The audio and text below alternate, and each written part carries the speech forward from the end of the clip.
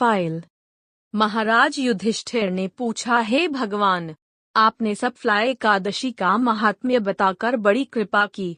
अब कृपा करके यह बतलाइए कि पौष शुक्ल एकादशी का क्या नाम है, उसकी विधि क्या है और उसमें कौन से देवता का पूजन किया जाता है। भक्तवत्सल भगवान श्री कृष्ण बोले, हे राजन, इस एकादशी का नाम पुत्रदा एकादशी है। इसमें भी नारायण भगवान की पूजा की जाती है। इस चर और अचर संसार में पुत्रदा एकादशी के व्रत के समान दूसरा कोई व्रत नहीं है। इसके पुण्य से मनुष्य तपस्वी, विद्वान और लक्ष्मीवान होता है। इसकी मैं एक कथा कहता हूँ, सो तुम ध्यान पूर्वक सुनो। भद्रावती नामक नगरी में सुकेतुमान नाम का एक राजा राज्य करता था। उसके कोई पुत्र नहीं था। उसकी स्त्री का नाम शैव्या था। वह निपुत्री होने के कारण सदैव चिंतित रहा करती थी। राजा के पितर भी रो रो कर पिंड लिया करते थे और सोचा करते थे कि इसके बाद हमको कौन पिंड देगा। राजा को भाई, बांधव, धन, हाथी, घोड़े, राज्य और मंत्री, इन सब में से किसी से भी संतोष नहीं होता था। वह सदैव यही विचार करता था कि मेरे मरने के बाद मुझको कौन पिंडदान करेगा। बिना पुत्र के पितरों और देवताओं का ऋण मैं कैसे चुका सकूंगा। जिस घर में पुत्र न हो उस घर में सदैव अंधेरा ही रहता है। इसलिए पुत्र उत्पत्ति के लिए प्रयत्न करना चाहिए। जिस मनुष्य ने पुत्र का मुख देखा है वह धन्य है।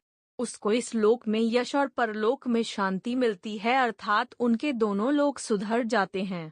पूर्व जन्म के कर्म से ही इस जन्म में पुत्र, धन आदि प्राप्त होते हैं। राजा इसी प्रकार रात दिन चिंता में लगा रहता था। एक समय तो राजा ने अपने शरीर को त्याग देने का निश्चय किया, परंतु आत्मघात को महान पाप समझकर उसने ऐसा नहीं किया। एक दिन राजा ऐसा ही विचार करता हुआ अपने घोड़े पर चढ़कर वन को चल दिया तथा पक्षियों और वृक्षों को देखने लगा। उसने देखा कि वन में मृग, व्याघ्र, सुअर, सिंह, बंदर, सर्प आदि सब भ्रमण कर रहे हैं। हाथी अपने बच्चों और हथिनियों के बीच घूम रहा है। इस वन में कहीं तो गीदड़ अपने कर्कश स्वर में बोल रहे हैं, कहीं उल्लू ध्वनि कर रहे हैं। वन के दृश्यों को देखकर राजा सोच विचार में लग गया। इसी प्रकार आधा दिन बीत गया। वह सोचने लगा कि मैंने कई यज्ञ किए, ब्राह्मणों को स्वादिष्ट भोजन से तृप्त किया, फिर भी मुझको दुख प्राप्त हुआ, क्यों? राजा प्यास के मारे अत्यंत दुखी हो गया और पानी की तलाश में इधर उधर फिरने लगा। थोड़ी दूरी पर राजा ने एक सरोवर देखा। उस सरोवर में कमल खिले थे तथा सारस, हंस, मगरमच्छ आदि विहार कर रहे थे।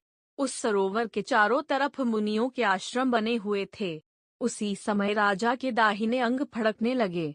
राजा शुभ शकुन समझकर घोड़े से उतरकर मुनियों को दंडवत प्रणाम करके बैठ गया।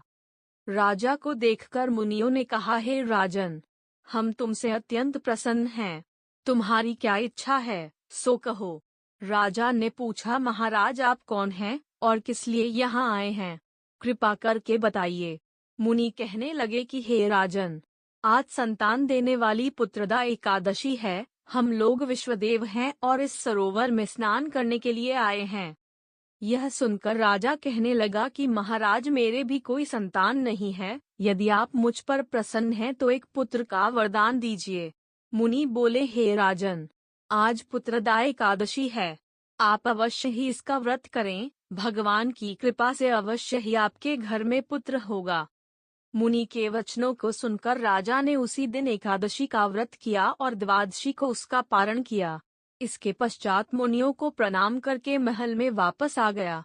कुछ समय बीतने के बाद रानी ने गर्भ धारण किया और 9 महीने के पश्चात उनके एक पुत्र हुआ। वह राजकुमार अत्यंत शूरवीर, यशस्वी और प्रजापालक हुआ। श्री कृष्ण बोले, हे राजन, पुत्र की प्राप्ति के लिए पुत्रदा एकादशी का व्रत करना चाहिए। जो मनुष्य इस महात्म्य को पढ़ता या सुनता है उसे अंत में स्वर्ग की प्राप्ति हो